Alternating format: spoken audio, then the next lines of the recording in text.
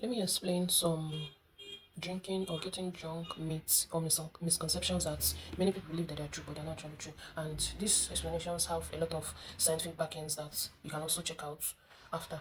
Number one is that passing out due to being drunk is sleeping. And the truth is that no, when you pass out, it doesn't mean that you're sleeping, because when you pass out, your brains are no longer functioning.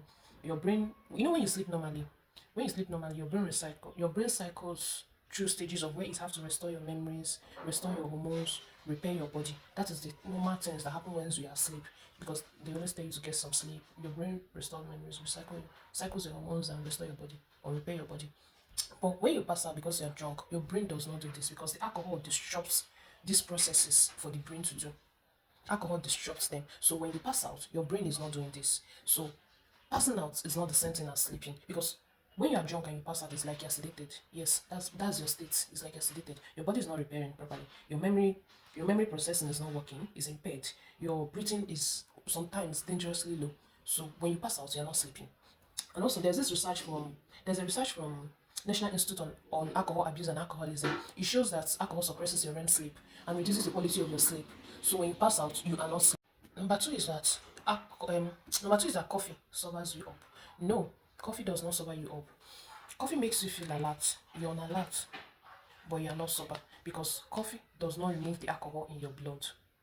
When you drink alcohol, your liver breaks it down and it goes to your bloodstream. So, in fact, your liver breaks it down at a fixed rate of one drink per hour. So, coffee does not sober you up when the alcohol is already in your bloodstream. Your alcohol acts from your bloodstream.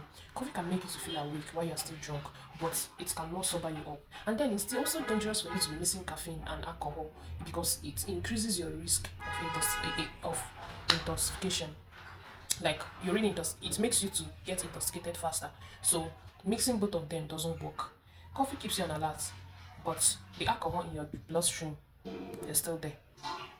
Number three, the third misconception is that throwing up makes you sober up faster.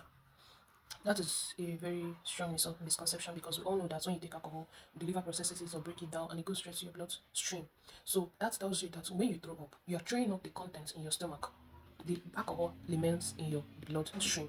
So when you throw up, you are not going to sober up faster. The alcohol is still in your bloodstream and it's going to need a lot of time. So throwing up just means throwing up or emptying your stomach. It doesn't make you sober up fast. Unless in time when your liver is still processing it. If not, alcohol is already in your bloodstream. So when you throw up, it doesn't make you to sober up. It's still in your bloodstream. You are emptying your stomach. Another misconception is when you take when you take a when you take beer before liquor, that you're not going to like get drunk fast. But this is very funny, because it is not about the lining of the drink or the order of the drink. It is about the volume or the amount of the drink that you take. It is the total amount of alcohol that counts, not in the order of which the drinks we are taking. So your body reacts to the how much amount of ethanol that you consume, not the order of the drinks or the order of the ethanol that you consume. So the total amount of the drink you consume indicates, or the you getting drunk is dependent on them, on the total amount of drink you consume, or the total amount of ethanol that you consume, not on the order of the drinks that you consume. So it is not the order, it's the volume or the amount.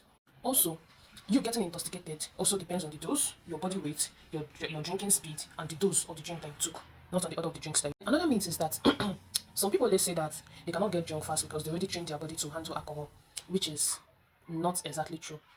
You didn't train your body to handle alcohol. That's why you saying that you train your body to handle alcohol, as that's why you don't get drunk, is a myth. Instead, you train your body to tolerate alcohol. And what it means is that why your body is trained to tolerate alcohol, so you don't get drunk fast. Your liver is suffering. Because when you say you train your body to handle alcohol, you don't get drunk fast. It means that you are going to take more. You are able to take more amounts of alcohol because you don't get drunk fast, compared to people that just take a little dose of alcohol and then they are drunk, which makes them not to take anymore.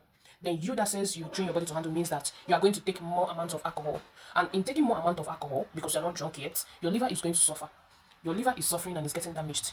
Your brain cells are suffering and they are getting damaged. And also, you're at the high risk of getting addicted to alcohol. So your addiction risk is also high. So this is the difference between you that says that you train yourself to handle alcohol and somebody that can't. So the person is just taking a cup or a dose and they're okay because they feel like they're already getting drunk. They might even be lightheaded. And then you that train yourself to handle alcohol, you're going to take more and more alcohol at a time compared to them. So it is a myth. You do not train yourself to handle alcohol, you just train your body to tolerate it. While your internal organs or your internal body is getting damaged, especially your liver and your brain cells, and then your addiction risk is very high. Another myth is that alcohol keeps you warm. No, the truth is that alcohol makes you to feel warm, but internally, your body temperature is very low. It lowers your body temperature. So it dilates your blood vessels in your skin and give you a warm sensation. But it actually causes heat to escape from the body very fast, which means that alcohol increases your risk of hypothermia, especially outdoors. So when you are feeling warm inside, when you're feeling warm outside, your body is cool inside. So your risk of hypothermia is very high if you're taking alcohol because it makes you to feel warm. It gives you a warm sensation, but you're not actually warm. It doesn't make you to feel warm. Another myth is that when you eat before drinking, you don't get drunk, or it makes you not get drunk faster. That is not true. When you eat, you have something in your stomach because food absorbs alcohol slowly, but it doesn't stop alcohol from acting. So eating first means that the alcohol enters your blood slowly but very gradually, but you feel less drunk at first. But when you take more and more alcohol, you are certainly to get drunk with time. So it doesn't stop you from getting drunk. Eating doesn't stop you from getting drunk. So finally, blackout doesn't mean that you're sleeping. It's a misconception. So take that away. In fact, your brains are not working when you black out. Also, the simple takeaway is that alcohol mainly works by slowing down your brain and nervous system. It slows them down from working and doing what they're supposed to do. So these misconceptions are not true. So do away with them.